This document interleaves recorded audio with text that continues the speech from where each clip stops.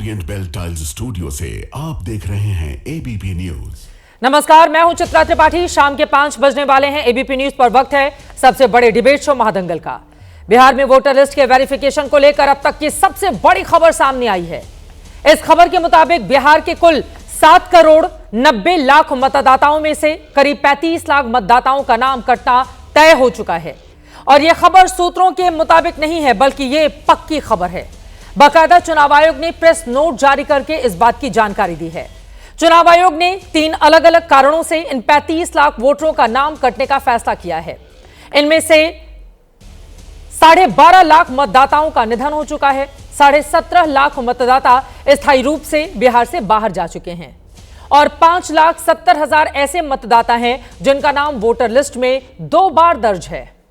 इस तरह बिहार में अब लगभग 12% ही ऐसे वोटर बचे हैं जिनका फॉर्म जमा होना बाकी है, जबकि चुनाव आयोग के अभियान में अभी 10 दिनों का वक्त और है।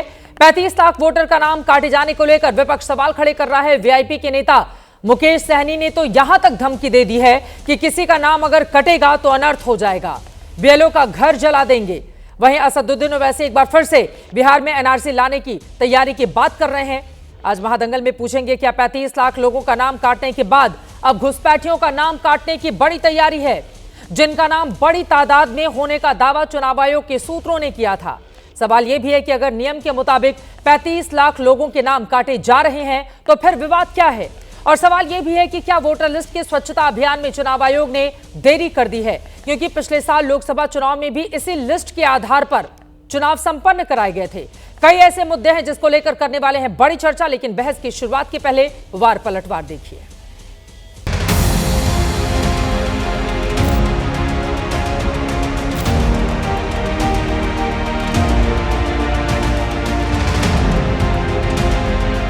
यहाँ पे बिहार है, बकसने वाला नहीं है, यहाँ दंगल होगा। इसका जवाबदेही जो है ना वो चुनाव आयोग और भारत सरकार का ही है। ये वोट के मामले में बहुत गंभीर है। अगर 5 को 10 को वोट वो आदमी है और उसका आप काट दीजिएगा तो फिर यहाँ पे लड़ाई होगा। वो आदमी बीएलओ के घर पे चला जाएगा, उनके घर जला देंगे, अनर्थ हो जाएगा।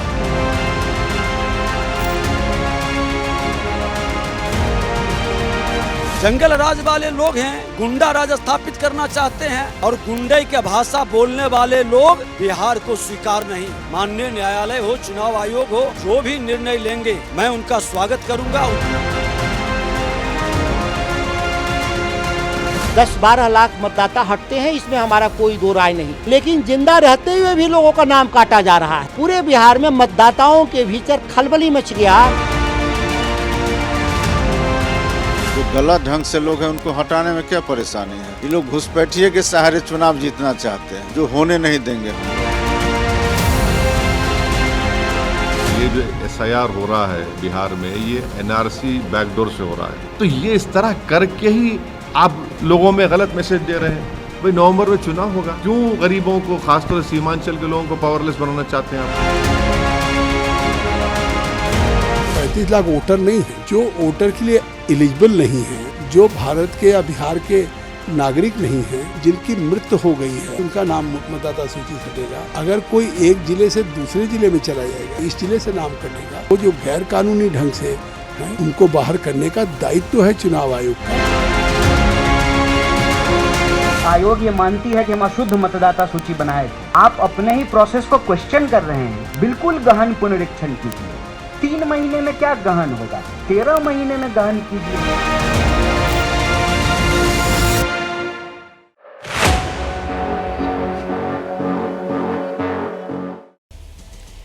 फर्जी वोट का खेल, वेरिफिकेशन में क्या फेल, कई सवाल हैं जिसको लेकर बड़ी चर्चा होगी। खास मेहमानों की मौजूदगी है, उनका तारुफ परिचय आपसे करवा देती हूं। जफर इस्लाम जी राष्ट्रीय प्रवक्ता भारतीय जनता पार्टी के हमारे साथ जुड़ चुके हैं। आनंद माधव जी आप प्रवक्ता हैं कांग्रेस पार्टी के हमारे साथ मौजूद हैं। नीरज कुमार जी प्रवक्ता जेडीयू के हमारे साथ हैं। बादशाह आलम जी प्रवक्ता आरजेडी के आपको दिखाई दे रहे हैं। असम बकार जी प्रवक्ता एआईएमआईएम के हमारे साथ हैं। धीरेन्द्र कुमार मुन्ना जी प्रवक्ता एलजेपीआर के जुड़ चुके हैं। सभी का बहुत बहुत स्वागत है। सबसे पहले आपसे शुरुआत करते हुए जफर इस्लाम जी, अब देखिए यहाँ पर सीधे तौर पर मुकेश सहनी की ओर से कहा जा रहा है, उन्होंने जो बयान दिया है जो सबसे ज्यादा लोगों को भड़काने वाला है। वो कह रहे हैं बिहारी इतनी आसानी से हार नहीं मानेंगे, दंगल होगा यहां पर। इसकी जवाबदेही चुनाव आयोग और भारत सरकार की होगी, यानी कि आपके ऊपर भी ठीकरा फोड़ रहे हैं। आगे वो कहते हैं कि वोट काट देंगे तो लड़ाई होगी, बीएलओ का घर जला देंगे, अनर्थ हो जाएगा, कुछ भी हो सकता है। जफर इस्लाम जी, उन लोगों के मन में इस बात को लेकर शंका है कि यह पूरी की पूरी कवायद बीजेपी को, एनडीए को फायदा पहुंचाने के लिए की जा रही है। जफर इस्लाम साहब। चित्रा जी धन्यवाद। सबसे पहले जो बार बार हम इस बात के बारे में कहते हैं कि जंगल राज के बारे में जिक्र करते हैं, उस जंगल राज के कहीं ना कहीं एक झलक मुकेश साहनी जी ने दिखा दी कि जंगल राज में क्या होगा। मारपीट, दंगे फसाद, अपहरण, बलात्कार, मर्डर, यही तो होता है उनके इसमें। घर जला देना, घर से बेदखल कर देना, ये सब चीज जो ट्रेलर ये देने की कोशिश कर रहे हैं। हाँ। लेकिन मैं इनको बता देना चाहता हूँ 20 साल से वहां जनता देख रही है और ऐसे जंगल राज वालों को जनता उखाड़ के फेंक चुकी है और आगे आने वाले दिनों में भी फेंक देगी। जहां तक सवाल है वोटर लिस्ट का, तो वोटर लिस्ट के बारे में फिर से मैं एक बात बताता हूं। आपने कई लोगों का भी बाइट दिखाया, सब ने एक ही बात कही कि अगर वोटर लिस्ट में कोई ऐसा इंसान है जो इस देश का नागरिक नहीं है तो क्या उसको आपको स्वीकृत है? क्या उसको बाहर नहीं निकलना चाहिए? क्या उसको वोट देने का अधिकार देना चाहिए? पहला सवाल। में आखिर दूसरा सवाल है जो 2024 में लोकसभा का चुनाव तो इन्हीं वोटों के आधार पर किया गया होगा। देखिए, लोकतंत्र में एक एक वोट बेहद जरूरी हो जाता है, उसकी एक एक कीमत होती है। एक वोट से सरकार को गिरते और बनते हुए इस देश ने देखा है। जफर इस्लाम साहब, इसी वजह से यह सवाल पूछा जा रहा है। नहीं, तो हमें कहां दिक्कत है? सही वोट देने वाला आदमी चाहे उनकी पार्टी को दे, यहां दे, कोई हर्ज नहीं है। जीत जिसके सही वोटों से होगी वही सही है, वही जो है जीता हुआ माना जाएगा। लेकिन सिकंदर उनको नहीं होने देंगे कभी भी जो फर्जी वोटर्स को साथ जीतेंगे। हाँ। फर्जी वोटरों को हम कभी सिकंदर बनाने का खिताब नहीं देंगे। इसलिए मैं कहना चाह रहा हूं कि जो इलेक्शन कमीशन कर रहा है उसमें सिर्फ ऐसे लोग जिनकी मृत्यु हो गई है, जो ट्रांसफर होकर बाहर चले गए, जिनका कहीं और वोटर लिस्ट में नाम आ गया है, या फिर उन्होंने गलत तरीके से वोट अपना नाम दर्ज करवाया। लेकिन ये जो 95 लाख लोग हैं, इनमें क्या घुसपैठिए हैं जिनकी पहचान अभी बाकी है? उनको लेकर चुनाव आयोग कैसे आगे बढ़ेगा, ये बड़ा सवाल है। लेकिन बादशाह आलम जी, जल्दी से आपके पास आते हुए, देखिए, एक तरफ तो अगर बीएलओ का घर जलाने के बाद आपके गठबंधन के नेता करेंगे सर, वैसे ही वहां पर किस तरह का कत्लेआम हो रहा है, कई लोगों की जान जा रही है, कई तरह की खबरें सामने आ रही है, जो स्टोरी हमने भी एबीपी न्यूज पर चलाई है। लेकिन अगर एक नेता बीएलओ का घर जलाने के लिए उकसा रहा है अपने लोगों और कार्यकर्ताओं को, सर किस तरह की परिस्थिति बिहार के भीतर आप लोग पैदा करना चाहते हैं? कोई भाषा होती है मुकेश सहनी की? अपनी राजनीति को चमकाने के लिए बीएलओ का घर जलाने की बात करेंगे वो? आप लोगों के साथ गठबंधन में हैं। देखिए चित्रा जी, यहाँ सिर्फ वोटर लिस्ट से नाम हटने का ही मामला नहीं है। ये बैकडोर से इलेक्शन कमीशन बीजेपी के साथ मिलके वहाँ से गरीबों को, मजदूरों का नाम, जो लोग वहाँ से पलायन कर चुके हैं, लाखों लोग इस वक्त जो है अपनी रोजी रोटी के चक्कर में बिहार से बाहर हैं, उनके ये 35 लाख मतदाता का वोटर जो है ये वोटर लिस्ट से उनका नाम काटने की कोशिश कर रही है ये बीजेपी सरकार। और ये ज्ञानेश कुमार साथ के मिल के लिए जिस तरह के इनका सर्कुलर आया हुआ है कि जो 11 डॉक्यूमेंट्स जिनके पास नहीं होगा उनके नाम वोटर लिस्ट से काट दिया जाएगा। हाँ। जो इन्होंने फॉर्म सर्कुलेट किया, ये अपनी ही वादा करके उससे मुकर रहे हैं। तो बिहार की जनता तो कंफ्यूज है, उसके बाद डॉक्यूमेंट नहीं होगा। बादशाह आलम जी, आपने कहा कि जो लोग बहुत सालों से होंगे उनके पास डॉक्यूमेंट होगा ना बादशाह आलम जी, और जिनके पास नहीं होगा, आपके जा रहे हैं तो बीएलए आप लोगों के भी जा रहे हैं, हजार की तादाद में आरजेडी के लोगों ने भी जो लगा कर रखे हुए हैं। मदद करें उन लोगों की पहचान पत्र बनवाने में। चित्रा जी, जो वहां के मतदाता के जो सवाल हैं, जो अपोजिशन पार्टियों के सवाल हैं, वही सवाल सुप्रीम कोर्ट में पूछा जज ने। हाँ। कि आप आधार कार्ड को नहीं मान रहे, आप राशन कार्ड को नहीं मान रहे, आप इलेक्टोरल वोटर आई कार्ड को नहीं मान रहे। तो 2024 में जो इलेक्शन हुआ वहां ये सारी चीजें मान्य थी, लेकिन सुप्रीम कोर्ट ने निर्देश नहीं दिया ना कि नहीं इसको मैंडेटरी कीजिए। सुप्रीम कोर्ट ने नहीं कहा, उसने कहा कि चुनाव आयोग एक संवैधानिक संस्था है, उसके पास जो अधिकार है उसमें हम ज्यादा हस्तक्षेप नहीं करेंगे, उनके पास खुद का विवेक है, अगर कोई फर्जी मतदाता है उनको हटाने का काम कर सकता है चुनाव आयोग। ये भी तो कहा है ना बादशाह आलम जी। मैं उन सब चीजों पर नहीं आऊंगी, मैं पहले जानना चाहूंगी, एक भी बीएलओ का घर अगर जला तो क्या आप लोग सीधे तौर पर जिम्मेदार नहीं होंगे? बीएलओ सरकारी कर्मचारी होता है, वो खुद ही बेचारे कितने सीधे साधे लोग होते हैं, जो अपनी ड्यूटी पर जा रहा है वहां पर उसका घर जलाने की बात नेता कर रहे हैं। देखिए चित्रा जी, ये 24 तारीख से ये जो है इलेक्शन का ये प्रोसीजर जो इन्होंने स्पेशल इंटेंसिव रिव्यू कर रहे हैं, ये कितने बीएलओ का घर जला, बल्कि बीएलओ घूस लेते हुए पकड़े गए हैं। बीएलओ गांव-गांव में जा नहीं रहे हैं, वो फॉर्म साइन करके खुद ही वहां सबमिट कर रहे हैं। 88% इतने दिनों में इन्होंने कर लिया। ये कहां से डाटा आया? और चीफ जस्टिस कोर्ट के अंदर ये पूछ रहे हैं कि भाई आपका काम है वोटर लिस्ट दुरुस्त करना, आपका काम एनआरसी लगाना नहीं है, ये आपका काम नहीं है। एनआरसी लगाने का काम होम मिनिस्ट्री का है। अभी ज्ञानेश्वर कुमार जी हमारे क्या कर रहे हैं, ये होम मिनिस्ट्री का काम कर रहे हैं। ये तो इससे एक वहाँ जनता में बड़ा क्योस फैला हुआ है, एकदम तराईमाम बचा हुआ। लोग जो है सर्टिफिकेट के चक्कर में भाग दौड़ कर रहे हैं, और जो सर्टिफिकेट इन्होंने 2024 में किया, जनवरी के महीने में इन्होंने किया, अब वो बिहार के इलेक्शन जब सर पे आया है, टाइम बिल्कुल नहीं है। ये बिल्कुल सही बात है कि 2024 में जिस आधार पर इलेक्शन हुआ, एक साल बाद ही वो परिपाटी पूरी तरह से कैसे बदल गई। लेकिन नेता अगर अपनी राजनीति चमकाने के लिए, और मुकेश सहनी जैसे नेता अगर इस तरह की भाषा का इस्तेमाल करेंगे कि बीएलओ का घर जला दिया जाएगा, तो ये वहां की सरकार का काम है, पुलिस प्रशासन का काम है, चुनाव आयोग का भी काम है किस तरह के नेताओं से निपटा जाए और इस बात को फैलाया जाए कि दोबारा किसी भी नेता की इस तरह से हिम्मत नहीं हो। बीएलओ का आप घर जलाएंगे, इस तरह की भाषा का इस्तेमाल नेताओं की ओर से किया जाएगा। लेकिन नीरज कुमार जी, मैं आपके पास आते हुए, दरअसल विपक्षी दलों को डर इस बात का है कि ये पूरी की पूरी कवायद आप लोगों को पूरा फायदा पहुंचाने के लिए हो रही है, और उन्होंने कहा है कि एनआरसी को बैकफुट से लाने की ये कोशिश है। गृह मंत्रालय का काम चुनाव आयोग की ओर से किया जा रहा है। नीरज कुमार जी, उनको भरोसा ही नहीं है चुनाव आयोग पर। मैं चित्रा जी, मैं यह समझ नहीं पा रहा हूं, जब सुप्रीम कोर्ट में यहां पर 10 तारीख को सुप्रीम कोर्ट में सुनवाई थी। चुनाव आयोग संवैधानिक संस्था है, यह भी बोलने में स्वीकार करते हैं, लेकिन कार्य करने में चुनाव आयोग मुर्दाबाद। जब कोर्ट का ऑब्जर्वेशन मेरे पास है, अगर इतनी ही चिंता इनको, हम कोई चुनाव आयोग के स्पोक्स पर्सन नहीं है, हमारा यह काम नहीं है, लेकिन मैं यह जानना चाहता हूं कि आप कोर्ट में इंटरिम स्टे के लिए क्यों नहीं प्रेशर दिए थे आपने? Petitioners are not pressing for an interim stay, ये क्या मतलब इसका है? और 9 तारीख को आप सुप्रीम कोर्ट पर दबाव बना रहे हैं। अब चलिए, इसके बाद अगर यही चिंता आपको अभी हुई है, तो 2019 के लोकसभा चुनाव में 5.75 लाख नाम कट गया और 14,41,000 नए वोटर जुड़े। पिछले बार 24 के लोकसभा चुनाव में 1,86,00,000 मतदाता का नाम हटाया गया। हम यह जानना चाहते हैं कि क्या डुप्लीकेसी है, उसको नहीं हटाना चाहिए? क्या जो रिपीटेडली नाम 2-3 जगह पर है उनका नाम नहीं हटना चाहिए? जो मृत पाए गए उनको व्यक्ति, उनका नाम नहीं कटना चाहिए? और इलेक्शन कमीशन को चिंता नहीं है क्या? अरे याद होगा ना विपक्ष के साथियों, आप चित्रा जी, आप बड़े पत्रकार, आपको याद होगा किसी बिहार में केजे राव को हर 3 बूथ पर इलेक्शन कमिश्नर को यह व्यवस्था करनी पड़ी थी कि पारामिलिट्री फोर्स हो तब चुनाव होगा। आप छोड़ दीजिए ना इलेक्शन कमीशन पर, वो तय करेगा ना कि अगर वोटर लिस्ट में गड़बड़ी है, विसंगति है, डॉक्यूमेंट क्या चाहिए, इस मॉनसून के सत्र में क्यों ये किया, चुनाव सर पर है तब किया, इस सारी चीजों का कंप्लायंस तो वहां हो रहा है। हम लोग बहस कहाँ कर रहे हैं? डिबेट में बैठ करके। ये मुश्किल है पोजीशन पार्टी का, और क्या क्या बयान आ रहा है भाई।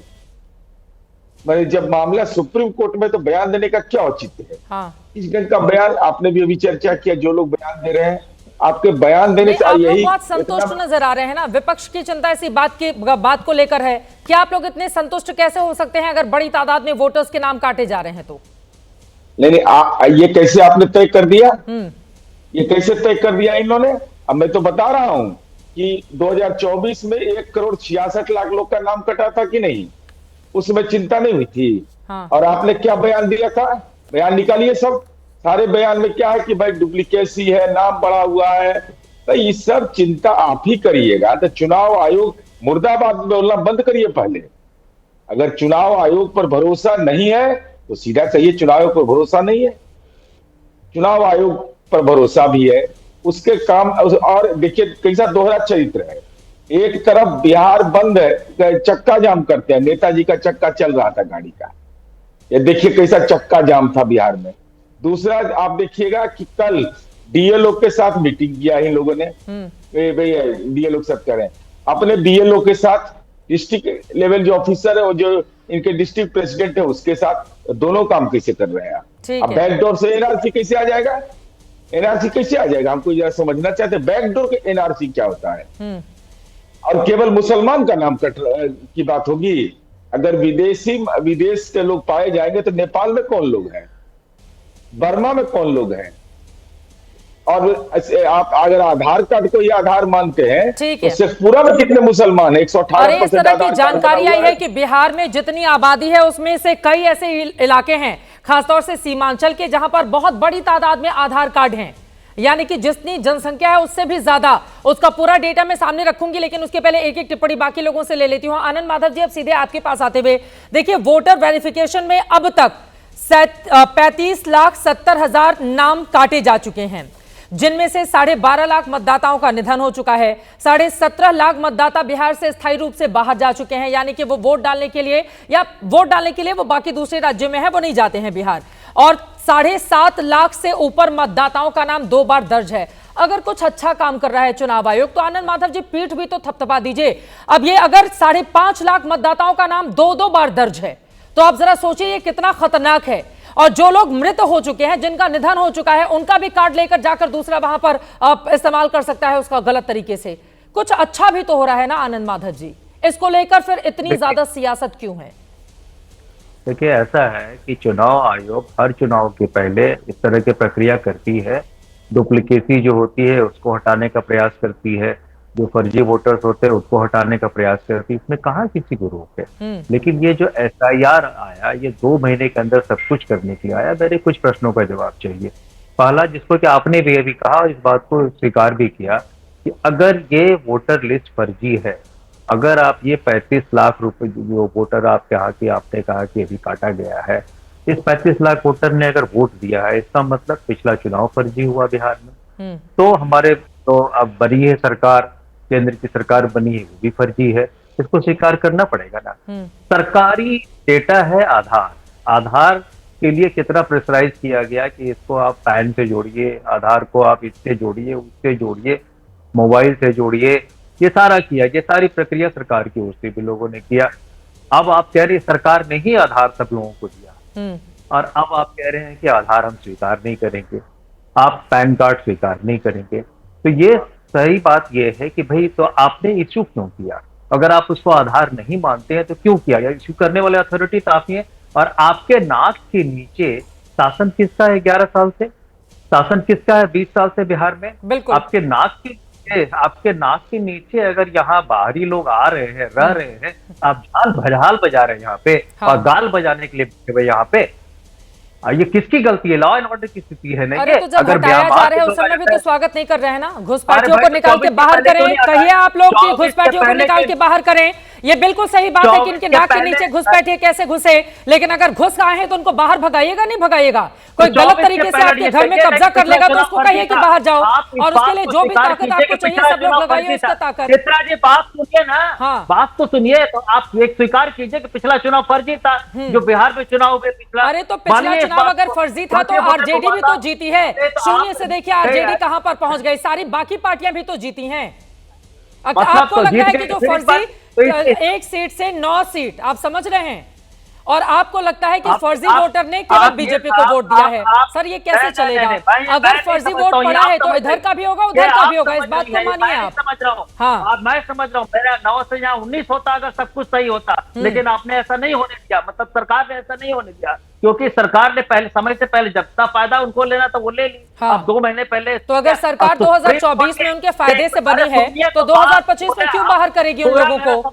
ये तो सर बहुत सीधा सा अंक गणित है। मान लीजिए फर्जी वोटरों के सहारे सरकार बन गई, ठीक है, अब वही फर्जी वोटर तो उसके लिए फिर क्रीम हो गया ना, उसको क्यों बाहर करेगी 2025 में? फिर फायदा ले लेती सरकार उनसे। अगर फर्जी वोटरों के सहारे ही सरकार बनी है तो 2025 में उनको बाहर करती या पलकों पर बैठाती उनको? आप ही बोलते रहेगा तो फिर हम क्या बोलेंगे? अरे आप जो बोल रहे हैं इसमें क्रॉस क्वेश्चन पूछ रही हूं मैं। अरे उसी में पूछ रहा हूँ, मैं कह रहा हूँ आप बोलने तो दीजिए हमको। आप ये बताइए कि पिछली बार जो चुनाव हुआ था बिहार विधानसभा, इसमें कितना का फर्क था? मात्र 12,000 वोट का फर्क था। तो इस 12,000 वोट को फर्क को कैसे बैलेंस किया जाए, इसके लिए सारी कवायदें हो रही है। आपको ये भी मानना पड़ेगा कि जिस तरह की सरकार गोल गोल घूम रही है, जिस तरह से ये पिछले दरवाजे से काम करने का प्रयास कर रही है, उससे नुकसान आम लोगों को। 2 करोड़ से ज्यादा लोग जो है अभी राज्य के बाहर रहते हैं, ये सब जानते हैं, क्योंकि अभी समय है फसल का। अब यहाँ सबसे ज्यादा पलायन जो है बिहार का है। अभी खेती का मौसम है, सब लोग खेती में जा रहे हैं, खेत में जा रहे हैं, यहाँ जा रहे हैं, पंजाब में जा रहे हैं, कर्नाटक में जा रहे हैं, अन्य प्रदेशों में जा रहे हैं। उसकी चिंता कौन करेगा? अभी थोड़ी देर पहले आपके साथ ठीक है, मैं इस पर जवाब ले लेती हूँ। धीरेन्द्र कुमार मुन्ना जी और आसिम वकार साहब भी बहुत देर से, सर मैं यहाँ पे स्पीच नहीं कर पा रही हूँ ना, भाषण देने के लिए नहीं बुलाया सर, दोबारा भी मौका दूंगी। तो और लोग हैं बड़ी देर से। धीरेन्द्र मुन्ना जी, पहले मैं आ रही हूँ आपके पास। धीरेन्द्र मुन्ना जी, उन्होंने जो आरोप लगाए हैं उस पर जवाब दीजिए। वो सीधे कह रहे हैं कि 2024 का चुनाव यानी कि फर्जी वोटरों के सहारे संपन्न करवाया गया होगा। चित्रा जी देखिए, कांग्रेस पार्टी को तो मैं सुन रहा था, 2003 में भी नीरज भाई ने चर्चा किया था, उस समय भी केजे राव ने इस तरह से पुनर्निरीक्षण का काम किया था, और इन लोगों की आदत पड़ी हुई है उस तरह की। आज ये आरोप लगा रहे हैं कांग्रेस पार्टी वाले प्रवक्ता कि एक बार फिर से चुनाव करा लिया जाए, कैसे सीटें बढ़ गई। मैं तो यही जानना चाहता हूँ चित्रा जी आपसे कि आखिर कांग्रेस जब कहीं जमीन पे है नहीं, राष्ट्रीय जनता दल समाजवादी पार्टी जब जमीन पर है नहीं, तो इनकी सीटें कैसी बढ़ी, ये रिसर्च का विषय है। क्योंकि लोग जहां भी जाइए ना एनडीए की बात करते हैं, लेकिन सीटें तो इनकी बढ़ी है। और जब पता किया तो चला कि पार्टी इटली की म्यांमार के मतदाता, बांग्लादेश के मतदाता, नेपाल के, इनको चाहिए। किसने कहा कि मुसलमान वोटर सब इनके हैं? देसी मुसलमान तो हमारे भी वोटर है जो हिंदुस्तानी है। इनको अपने वोटर भी जो है वो बाहर के चाहिए। ज्ञान कहाँ से आएगा राष्ट्रीय जनता दल को? चरवाहा विद्यालय का बातें समझ में आती नहीं है। अब तो ठीक था ना, लोगों ने पूछा कि जिन लोगों ने जो अब बच नहीं रहे अगर उनको मतदान सूची में रखा जाएगा तो कैसे मतदान होगा।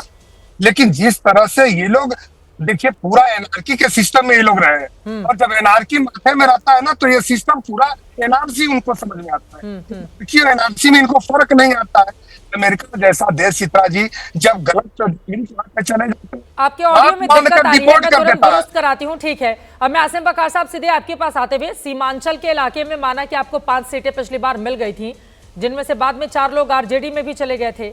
अब सवाल यह है आसिम वकार साहब, अगर कुछ अच्छा किया जा रहा है चुनाव आयोग की ओर से, तो आप लोगों को क्यों लग रहा है कि फर्जी मतदाताओं को हटाने का काम करने वाला चुनाव आयोग वो गरीबों को परेशान कर रहा है? अभी अभी आपने सुना एलजेपीआर के प्रवक्ता को, धीरेन्द्र मुन्ना कह रहे हैं कि मुसलमान वोटर तो हमें भी वोट करता है।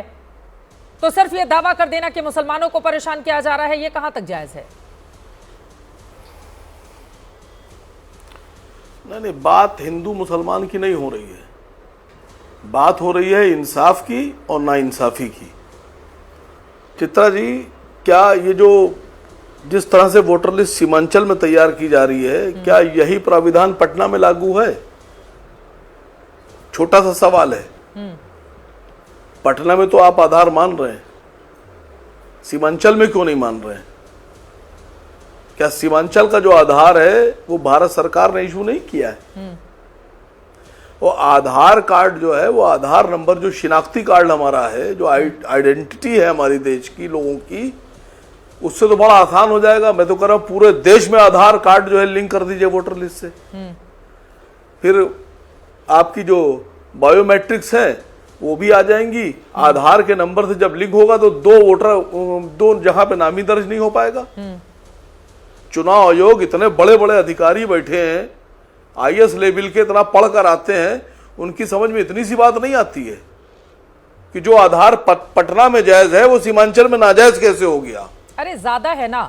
और अगर आधार से लिंक कर देंगे तो एक आधार की रिपोर्ट बता रही है, बिहार के एक रिपोर्ट है, 37 जिलों में आबादी से ज्यादा आधार कार्ड हैं, मुस्लिम बहुल। सीमांचल के 5 जिलों में हर 100 व्यक्ति पर 120 से ज्यादा आधार हैं। तो अब जहां पर ज्यादा है वहां पर चेक किया जाएगा ना, उसको लेकर क्या दिक्कत हो गई? मैडम मैं आपको बड़ी मजेदार बात बता दूं आपसे कि इतने पढ़े लिखे लोग हैं, इतना सब कुछ है, और ये आधार कार्ड अगर 100 के आबादी में 200 बन रहे हैं तो बना कौन रहा है? लोकल का आदमी तो बनाता नहीं है, वो तो बेंगलोर में ऑफिस है उनका, वहीं से चढ़ के आता है। जब आप इतने दावे कर रहे हैं कि आंख की पुतली से, रेटिना से, फिंगरप्रिंट से और सब तरह से बनेगा, तो ये डबल बन कैसे रहे? कि जो लोग जिम्मेदारी उठा रहे हैं उनसे पूछिए ना, उनको निलंबित कीजिए, जेल भेजिए। ये आसिम बकार क्यों बताएंगे? क्या हमारा ठेका है क्या आधार बनाने का? अरे आसिम बकार बस ना ये चित्रा जी बताएंगे कि अगर 100 पर 120 लोग हैं तो 20 ना कोई लोगों नेता का घटना बताएगा। चाहिए ना, यही तो हमें बात करनी है। अब चुनाव आयोग वाली बात तो हम नहीं कर सकते ना। मसला ये नहीं, मसला ये है कि ये बनाए क्यों गए? डिफरेंस है, पटना में नहीं है ये आंकड़ा, किशनगंज में है ये आंकड़ा। मैडम मेरी बात की गहराई को समझिए। आधार कार्ड अगर गलत बन गए हैं तो आधार कार्ड को आप जो करना हो करिए, उसके साथ आप वोटर आईडी क्या खाली सीमांचल में आधार नकली बन गए हैं? पटना में नहीं बने हैं, दिल्ली में नहीं बने हैं, यूपी में नहीं बने हैं, महाराष्ट्र में नहीं बने हैं, पटना में कर्नाटका में नहीं बने, लेकिन सीमांचल राजस्थान में नहीं बने, ज्यादा बने हैं। डेटा ये है 38 में से 37 जिले हैं जहां पर ज्यादा में। आप पटना और किशनगंज की तुलना करेंगे तो वही बताना पड़ेगा ना फिर आपको डेटा के जरिए।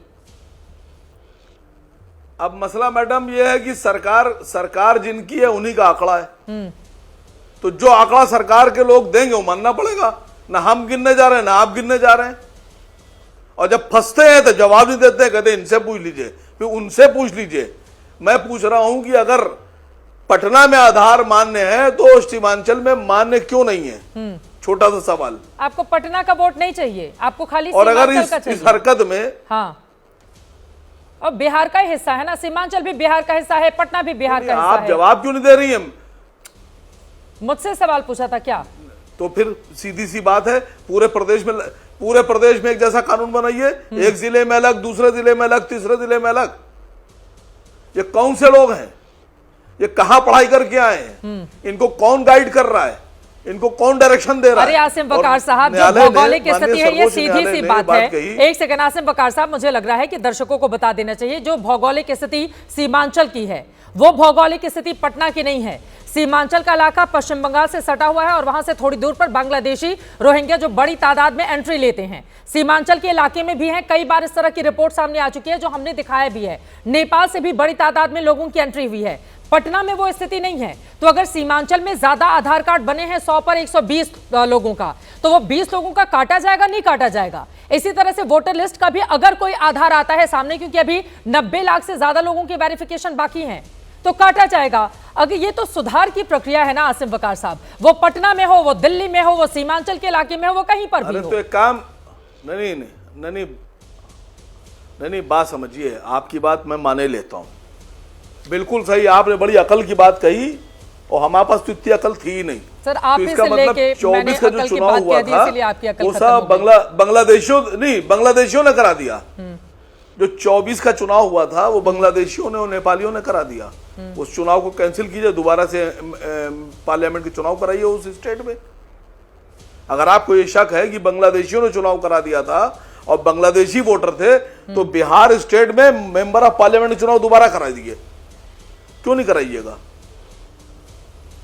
जिस सीमांचल का आप जिक्र कर रहे हैं वहां पर 4 में से 3 सीटों पर तो इंडिया बात हार करते गया हैं था। जैसा सामने वाला करता है। हाँ, सामने वाला सर, तो वैसे मुझे भी बात करनी पड़ेगी ना आसिम बकार साहब। अगर आप कहेंगे कि मेरे पास अकल नहीं है, आपके पास ज्यादा है, तो आपकी अकल मेरे पास आ गई, इसलिए मैं अकलमंदी वाली बात कर रही हूँ। तो सिंपल सी बात है ना सर, जैसा आप सवाल पूछेंगे वैसा ही जवाब। नहीं, आप लोगों को आप लोगों को ये गलतफहमी नहीं होनी चाहिए कि आप एंकर को कुछ भी बोलकर निकल जाएंगे और एंकर यहाँ पर सुनने के लिए बैठा है। मैं आपसे कह रही हूँ, सीमांचल के जिस इलाके की भाई साहब आप बात कर रहे हैं, वहां की 4 सीटों में से 3 सीटें एनडीए हार गया था। आप कह रहे हैं दोबारा चुनाव करा लीजिए, आप यही कह रहे हैं ना, दोबारा चुनाव करा लीजिए। आप तो सीमांचल का प्रतिनिधित्व करने के लिए बैठे हैं। सीमांचल में क्या हुआ आपका हाल बताइए? जीते हुए आपके नेता चले गए उधर। बात तो सुन लीजिए।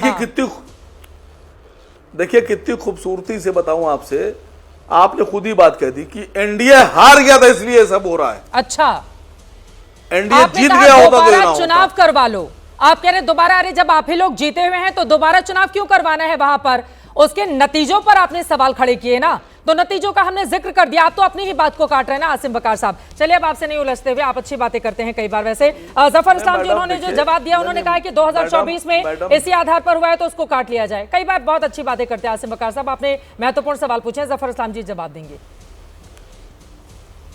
आ रही हूँ धीरेन्द्र जी उसके बाद। देखिए ये बड़ी अजीब सी बात है कि पुराना इलेक्शन हुआ उसमें कुछ अगर ऐसा लग रहा है जो रिपोर्ट आई तो उसके बाद छोड़ दो, इसलिए कि पुराना इलेक्शन हो चुका है। भाई आज इलेक्शन हो रहा है और अगर ये तो हर इलेक्शन से पहले ऐसा रिव्यू होता ही है, तो रिव्यू हो रहा है तो होने दीजिए। आपको क्या तकलीफ है?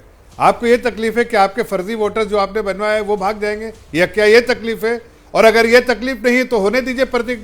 जो प्रोसेस चल रहा है उसको प्रोसेस में आप भी सपोर्ट कीजिए, सभी पॉलिटिकल पार्टी सपोर्ट करें, और उसमें आपके बीएलए जो हैं उनको आप तंबीह कीजिए, उनको आप रिस्पॉन्सिबिलिटी दीजिए, उनको आप गाइड कीजिए कि किस तरह से, इसलिए कि बीएलओ के साथ बीएलए भी रहते हैं, किस तरह से उनको सारे काम को करना है जो आपके सेटिस्फैक्शन के हिसाब से हो।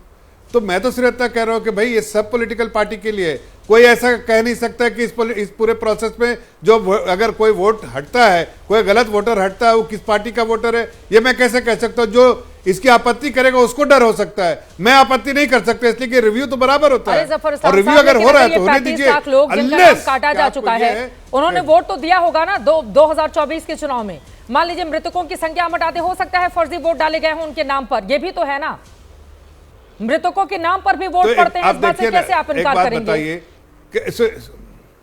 सुनिए ना चित्रा जी, मैं एक सवाल करता हूं। अब देखिए पहले जमाने में पैसा जाता था, सरकारी तौर से पैसा जाता था जो लोगों को सपोर्ट सरकार वेलफेयर स्कीम में करती थी। अब डायरेक्ट बेनिफिट ट्रांसफर हो गया, तो उसकी जब लिंक कर दिया हम लोगों ने सारे डेटा को, तो पता चला कि 3,60,000 करोड़, 44 लाख करोड़ में से 3,60,000 करोड़ हम लोगों ने बचा दिया। क्यों?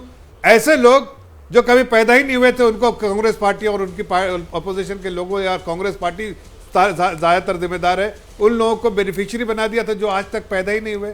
तो क्या हम उनको धोते रहे?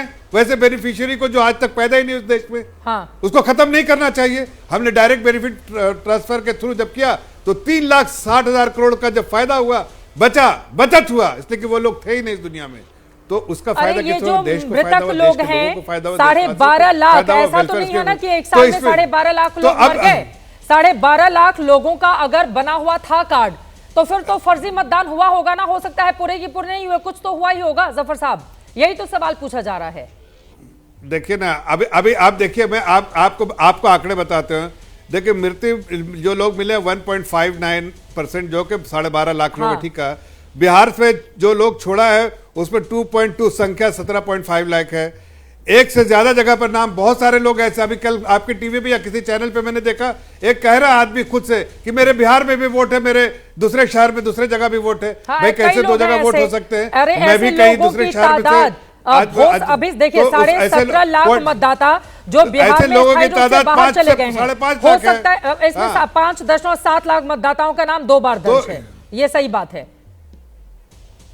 तो इसमें कहीं लिखा हुआ है कि मुस्लिम, हिंदू, क्रिश्चियन, सिख, ईसाई, नेपाली, बंगाली, ऐसा कुछ लिखा है क्या?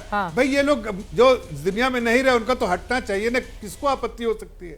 उसी को आपत्ति हो सकती है जो उस फर्जी वोट को इस्तेमाल करता हो, लेकिन या फिर जो लोग दूसरे शहर में जाके बाकी है उसी समय क्यों हो रहा है? पहले क्यों नहीं करवाया गया? अगर इस तरह की परिस्थिति थी, लोकसभा चुनाव की बात तुरंत शुरू करवा देना चाहिए था। बिहार में होने थे चुनाव, तो अब 2-3 महीने पहले लग रहा है जल्दबाजी में, हड़बड़ी में पूरा का पूरा ये पूरी प्रक्रिया अपनाई जा रही है। एक मिनट, सुनिए, एक छोटा सा सवाल करते हैं। गजब की बात कर रहे हैं जो लोग ऐसा सवाल उठाते हैं। भाई कई पॉलिटिकल पार्टी जिनका वजूद नहीं है, अब जैसे फॉर इंस्टेंस आम आदमी पार्टी कहती है मैं बिहार में लड़ूंगा, एआईएमआईएम पिछले बार बिहार में लड़ेंगे, क्या उनका पार्टी का स्ट्रक्चर था वहां पर? लेकिन उन्होंने फैसला किया लड़ेंगे। अब 15 या 17 पे वो पार्टी लड़ी थी और 5 सीटें सीमांचल में जीत गई थी। एमआईएम ने अगर आरजेडी को नुकसान नहीं पहुंचाया होता तो आरजेडी की स्थिति ही अलग होती। आप कैसे एमआईएम को हल्के में ले सकते हैं? नहीं, मैं तो ये मैं किसी को हल्के में नहीं ले, मैं कह रहा हूं उनका डिसीजन हुआ ना कि इलेक्शन लड़ना है, मैं किसी को हल्के में नहीं ले रहा हूं। आज आप पार्टी भी कहती बिहार में लड़ेंगे, भाई लड़ेंगे, कोई अभी तो डिसीजन हुआ उनका 4 दिन पहले, भाई उससे पहले तो इलेक्शन कमीशन अपना काम कर रहा है। ठीक है, तो ये सब बातें कहने की है। बहुत बादशाह आलम जी, मैं फौरन आपके पास आऊंगी। नीरज जी बहुत देर से हाथ उठा रहे थे, वो कुछ कहना चाह रहे हैं, अपना काम कर रहे हैं। हाँ ठीक है, नीरज कुमार जी।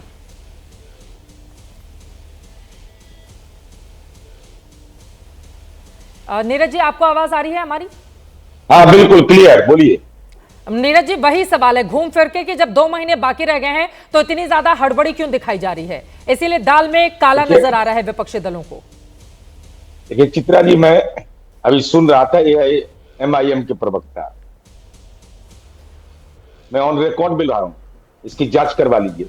ये लोग बिहार में भ्रम फैला कर रहे हैं। किशनगंज में मैं अभी बात किया, अभी जिस समय मैं था उस समय फोन पर मैंने बात किया, वहां से जानकारी ली। ऐसा कौन सा आदेश है जहां की आधार कार्ड लोग जो दे रहे हैं उनको अधिकार है देने का भी? ये लोग को किसको रोका गया? जरा नाम बताइए तो, या नाम बताइए, एक नाम बताइए, एक नाम बताइए कि आधार कार्ड अगर किसी ने दिए ब्लॉक बूथ लेवल ऑफिसर को दिया और उसने डिनाई कर गया कि हम नहीं लेंगे, ऐसा कोई आदेश है तो दिखा दीजिए। अरे भाई, इस ढंग की बातें बोल कर करके ये गंभीर सवाल है। सुप्रीम कोर्ट में सब जुडिस है, आप पॉलिटिकली मोटिवेटेड होकर के बयान दे रहे हैं। अरे लालू जी, आपकी पार्टी का एंट्री नहीं कराए तो ये आपका विषय हो सकता है, तनाव में आप हो सकते हैं। बिना जकात के तो वहां मुस्कुराता न कोई नहीं है, आप यह बात जानते हैं। मैं कह रहा हूं कि जो सुप्रीम कोर्ट में मामला, और ये क्यों नहीं सवाल उठा था 2024 के लोकसभा चुनाव में जब 1,66,00,000 लोगों का नाम कटा था? हाँ। तब क्यों नहीं बोले थे? आप भी 10 सीट जीते हैं, कह रहे हैं कि उसी के बदौलत चुनाव हुआ तो आप जीत हार के पैमाना तय कर रहे हैं। तो आपने 10 सीट जीता था, जो विपक्ष ने वो फर्जी जीत थी। चुनाव आयोग का क्षेत्राधिकार है और इलेक्शन कमीशन का जुडिक्शन में है। पहला सवाल है कि आप चुनाव आयोग को सही मानते हैं या नहीं मानते। सारा डिबेट तो यहां खड़ा है, ये इलेक्शन कमीशन को मानते हैं या नहीं मानते। अगर मानते हैं उसके डायरेक्शन को मानिए, तो फिर बंद का आयोजन क्यों कर रहे हैं? सुप्रीम कोर्ट गए, सुप्रीम कोर्ट का जो आदेश होगा उसका पालन करेंगे। हाँ। कि मीडिया डिबेट में आने का सवाल क्या था इस सवाल पर? अब इलेक्शन कमीशन को टारगेट कर रहे हैं, इसका मतलब इलेक्शन कमीशन से आप सहमत नहीं है। तो इलेक्शन कमीशन को बाइफरकेट कर दीजिए, कहिए कि भाई इलेक्शन कमीशन को डिफंक्ट कर दीजिए, कोई इसका एग्जिस्टेंस नहीं रहने वाला है। मैं समझ नहीं पा रहा हूं कि डिबेट पूरा हो किस बात के लिए रहा है। और इस पर अपोजिशन पार्टी को बोलना चाहिए कि इलेक्शन कमीशन को आप मानते हैं या नहीं मानते, यस नो। अब बोलिए आसिम बकार जी, पहले आप बोल लीजिए बादशाह आलम साहब, उसके बाद में फौरन आपके पास आ रही हूं। मानते हैं इलेक्शन कमीशन को, नहीं मानते हैं? देखिए, हम हर उस संस्था को मानते हैं जो देश हित में काम करे, और जो संस्थाएं मोदी हित में काम करेंगी वो संस्थाएं मैं समझता हूं कि किसी को नहीं मानना चाहिए। देश हित में अगर काम कर रहे हैं तो सर आंखों पर। अब ये तो इनको कहिए काउंटर एफिडेविट फाइल करने के लिए सुप्रीम कोर्ट चित्रा जी, ये मोदी हित में ये काम करता है इलेक्शन कमीशन, ये इनके वकील को खड़ा होकर के सुप्रीम कोर्ट में बोलना चाहिए और दाखिल करना चाहिए। अगर इंटरवेनर, अगर पिटिशनर है तो कोई बात नहीं, ये तो इंटरवेनर बन जाए। टू दी पॉइंट आगे अपनी। हाँ बोलिए बोलिए आसिम बकार साहब।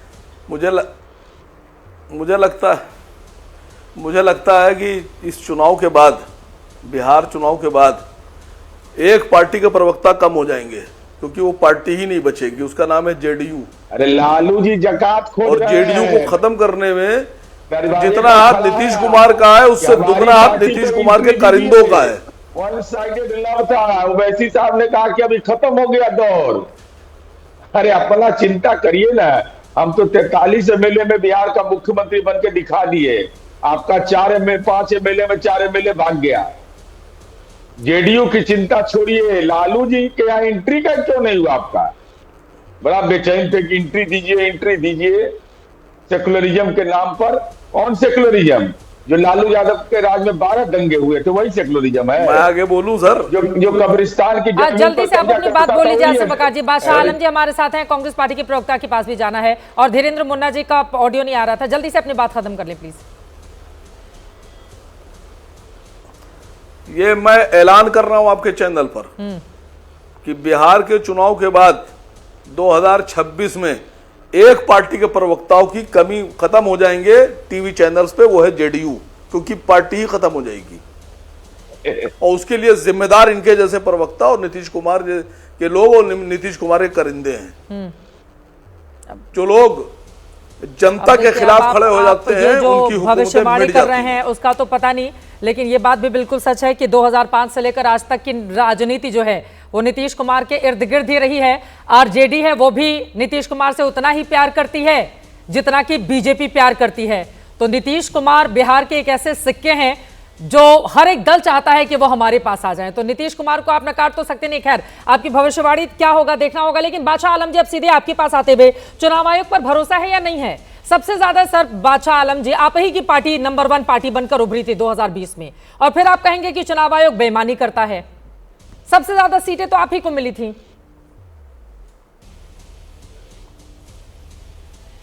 चुनाव आयोग अपना काम सही से कर रहा है तो एक संवैधानिक संस्था है, लेकिन इस वक्त तो सामने ये दिख रहा है कि चुनाव आयोग तो बीजेपी के लिए काम कर रहा है, उसके लिए बैटिंग कर रहा है। अब हम एक सवाल और पूछना चाहते हैं आपसे, ये हमारे जफरुल इस्लाम साहब जो बोल रहे थे कि वहाँ रोहिंग्या, बांग्लादेशी और नेपाल से लोग वहाँ घुस आए, ये 10 दिन के अंदर इन्होंने चौकआउट कर लिया। जरा उसका आंकड़ा भी ये बता दें कि कितने रोहिंग्या बाहर के कितने घुसपैठिए यहाँ है, उसका एक आंकड़ा दें सामने। ये जो 2024 में वोट डाले थे आज नहीं डालेंगे। और दूसरी सवाल मेरी चित्रा जी आपसे है कि आपने ये जो है 114%, 117% जो आधार कार्ड बढ़ गए हैं सीमांचल के इलाके में, जरा आप वो भी आंकड़ा दिखाइए कि यहाँ हरियाणा में क्या है और आधार कार्ड का परसेंटेज दिल्ली में क्या है, महाराष्ट्र में क्या है, यूपी में क्या है। 138% यहाँ आधार कार्ड बढ़े हुए हैं। तो यहाँ इनको संज्ञान में नहीं लेना, यहाँ तो अपना इन्होंने काम निकाल लिया, यहाँ सरकार बना लिए। हाँ। जैसे साम दाम दंड भेद करके अब ये बिहार में ये चाहते हैं, ये रिव्यू जो कर रहे हैं, ये स्पेशल इंटेंसिव रिव्यू, ये चुनाव आयोग का काम है ही नहीं। चुनाव आयोग का काम है वो जो है वोटर लिस्ट में रिव्यू करे, कितने लोग मर गए, कितने लोग 18 साल के हो गए, वो काम इनको करना चाहिए था। ये एनआरसी करने पर तुले हुए हैं जो इनके अधिकार क्षेत्र से बिल्कुल बाहर है। ये अधिकार क्षेत्र होम मिनिस्ट्री का होता है एनआरसी का, और ये इसो जो है गणेश कुमार HRD उसका काम कर रहे हैं होम मिनिस्ट्री का। अब हमारे सुप्रीम कोर्ट के जज कह रहे हैं कि जो डॉक्यूमेंट्स मांग रहे हैं वो मेरे पास नहीं है, तो गणेश कुमार क्या उस जज का नाम काट देंगे वोटर लिस्ट से? उसके हिसाब से तो वोटर लिस्ट का नाम ये कैसे जज हैं जिनके पास 11 जो लिस्ट है उसमें का उनके पास डॉक्यूमेंट नहीं है? ये तो मतलब गजब के जज हैं सब। मतलब 11 अगर लिस्ट है और उसमें से उनका, मैं अब जज साहब का तो पूरा मैं सम्मान करते हुए आप बताइए ना कौन से जज साहब हैं जिनके पास 11 लोगों की 11 जो डॉक्यूमेंट है उनमें से वही नहीं है? ये तो देखिए जज साहब का खुद ही कहना है, ये सुप्रीम कोर्ट के जज जो 2 बेंच के जज हैं उन्होंने कहा कि भाई जो सर्टिफिकेट आप मांग रहे हैं वो तो मेरे पास भी नहीं है। इसका मतलब कि उस जज साहब का नाम भी कट जाएगा वोटर लिस्ट से। उन्होंने कहा था कि हो सकता है नहीं हो, ये एकदम कंफर्म नहीं बोला था कि नहीं है। मतलब मुझे लग रहा है एक शब्द से ना सर इधर से उधर चला जाएगा। जजेस लोगों का पूरा सम्मान करते हुए, लेकिन ये सच बात है आधार कार्ड को लेकर, राशन कार्ड को लेकर जो सुप्रीम कोर्ट ने कहा था, वो बात माननी चाहिए आप चुनाव आयोग को। ये शब्द का ही खेला चल रहा है। हाँ, शब्द का ही पूरा का पूरा खेला चल रहा है। धीरेन्द्र जी पहले आएंगे क्योंकि बहुत देर से वो नहीं आ पाए हैं। आपकी बात अहम है, ये सही बात है कि पारदर्शी व्यवस्था होनी चाहिए ताकि कोई कंफ्यूजन नहीं बना रहे। धीरेन्द्र मुन्ना जी बीच में आपकी बात चली गई थी, अपनी बात पूरी करिए आप। बार बार उन लोगों को शक ये हो रहा है ना, देखिए विपक्षी दल इतने लंबे समय से बिहार से बाहर भी हैं, अब आप लोगों का 100% अगर एलजेपीआर की मैं बात करूं तो रिजल्ट आएगा तो पूछेगा नहीं विपक्षी दल कि 100% का रिजल्ट कैसे लेकर आता है एलजेपीआर? चित्रा जी मेरी आवाज क्लियर है? हाँ बिल्कुल क्लियर है सर। ये जो आरोप लगा रहे हैं चित्रा जी, आप याद करिए कि देश की कौन सी संवैधानिक संस्थाओं पर इनको भरोसा है? CBI हो, ED हो, IT हो, जो जिन पे केस होता है, FIR हो, अब SIR हो, हर चीज पर तो इन लोगों ने सवाल ही उठाया है। और आज जब पुनर्निरीक्षण की बात हो रही है तब भी इनको आपत्ति हो रही है। आपत्ति मुझे होनी चाहिए थी। हमारी पार्टी दलितों की सोच की पार्टी है, दलित नेतृत्व है। हाँ, आपकी पार्टी दलितों की पार्टी है, दलित नेतृत्व है, और बार बार विपक्षी दलों की ओर से दलितों का मुद्दा भी उठाया जा रहा है कि उन्हीं का वोट काटने की एक कवायद है। आपका ऑडियो क्या हम सुना सकते हैं? बार बार फ्रेम फ्रीज हो रहा है धीरेन्द्र मुन्ना जी का। उनके पास में जाऊंगी। जफर इस्लाम साहब जल्दी से आप अपनी बात आगे बढ़ा लें, आप हाथ उठा रहे थे। देखिए मैं तो सिर्फ इतना कह रहा था कि मेरी बात को तोड़ मरोड़ के पेश कर रहे हैं। मैंने तो जो कुछ कहा नहीं वो भी बादशाह आलम साहब कह रहे हैं। मैंने कोई आंकड़े नहीं दिए कौन कितना नंबर है। मैंने कहा आपको ऐसा लग रहा है तो आपको डर लग रहा हो कि आपके फर्जी वोट है। मैंने तो सब पार्टी से अपील की कि भाई ये एक्सरसाइज में आप सपोर्ट दीजिए, पूरा ताउन कीजिए, इसलिए कि इसमें से सिर्फ ऐसे लोग जो मृत्यु हो चुकी है वो निकल जाएंगे, जो कहीं और वोटर लिस्ट में नाम डलवा दिया वो निकल जाएंगे, या जिनका वोटर लिस्ट में नाम नहीं होना चाहिए वो निकल जाएंगे। जो जेन्युइन है, एलिजिबल वोटर्स है, वो सब रहेंगे। और उसमें कहीं कठिनाई हो रही है तो उठाइए बात, हम सपोर्ट करेंगे, लेकिन फर्जी वोटर्स को नहीं, एलिजिबल वोटर्स। ये ध्यान रखिए, फर्जी वोटर्स को नहीं देने के, लेकिन जो पार्टी ये डरती है हार से, हो गया कि फर्जी वोटर और कौन एलिजिबल वोटर है। एक साल के भीतर 2024 में अभी हाल ही में तो चुनाव संपन्न हुए थे ना, ज्यादा दिन कहां हुए। मैं कहा कि मैंने कोई आंकड़े तो दिए नहीं, मैंने इतना कहा कि अगर फर्जी वोटर होंगे तो निकलेंगे, नहीं होंगे तो नहीं निकलेंगे। मैंने कौन सा आपको आंकड़ा दे दिया। लेकिन इस एक्सरसाइज से किसको प्रॉब्लम हो सकती है? उसी को जिसको डर है या खतरा है कि या तो हार रहे हैं, किसी और पे ठेकरा फोड़ना है। आप लोग लगातार जीत रहे हैं, इस बात का भी तो डर है ना।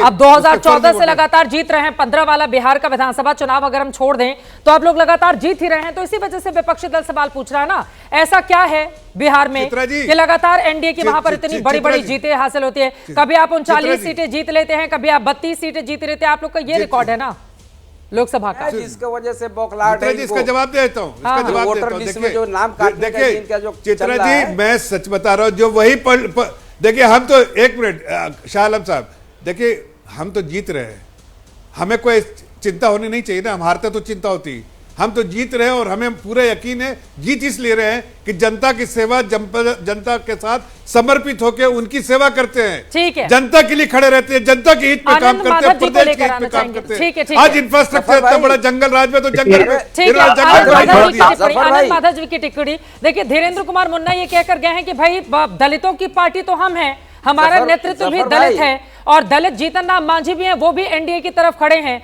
तो अगर आप लोग कह रहे हैं कि दलितों की बहुत बड़ी तादाद में वोट काटे जा रहे हैं, तो सबसे ज्यादा परेशान तो जीतन राम मांझी और चिराग पासवान को होना चाहिए। आनंद माधव जी, वो लोग तो खुश हो रहे हैं कि पारदर्शी व्यवस्था हो रही है।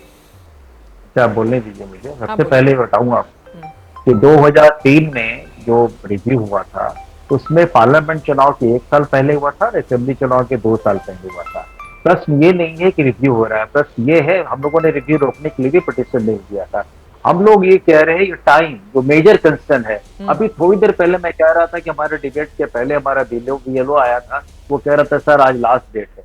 अब बताइए, उसको जमा करने के लास्ट डेट, पहले से तारीख वारीख सब भर के लाया था और उस हमने पूछा कितने वोटर हमारे यहाँ, तो बताया 1300 कुछ है। अब 1300 में कितने घर गए हैं, तो बोला सर 700 जा पाए हैं। हम लोग कहते हैं लास्ट डेट आप क्या दीजिएगा उसको। तो आप उसकी परेशानी समझिए कि टाइम फ्रेम, आपकी समय इतना कम है, अब इतने कम समय में आप फर्जी काम करेंगे। अजीत अंजुम जी का आपने शायद वीडियो देखा भी होगा, तो जिस ढंग से वो सच को उजागर कर रहे थे हर जगह जा जाके।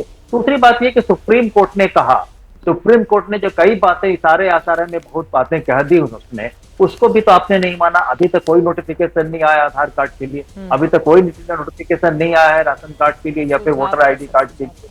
ये बात समझना होगा ना।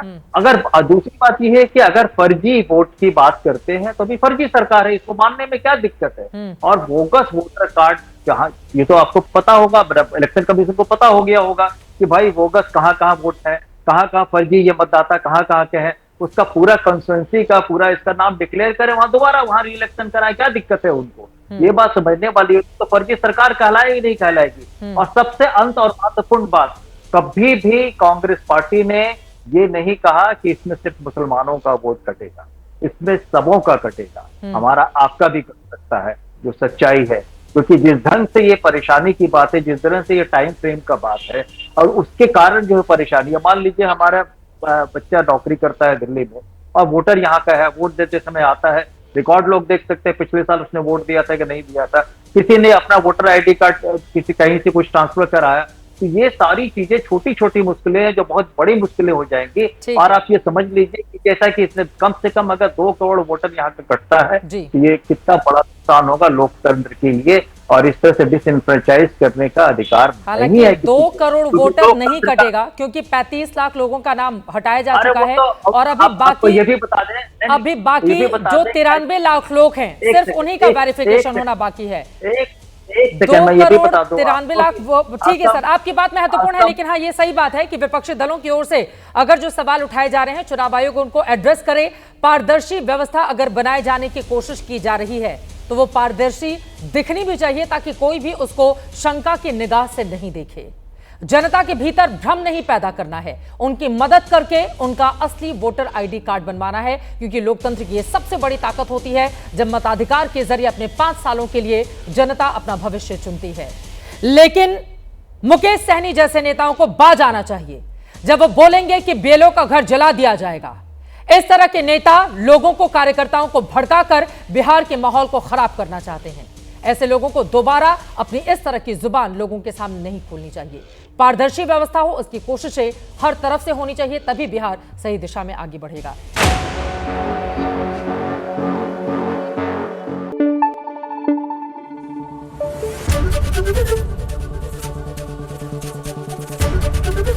एबीपी न्यूज आपको रखे आगे।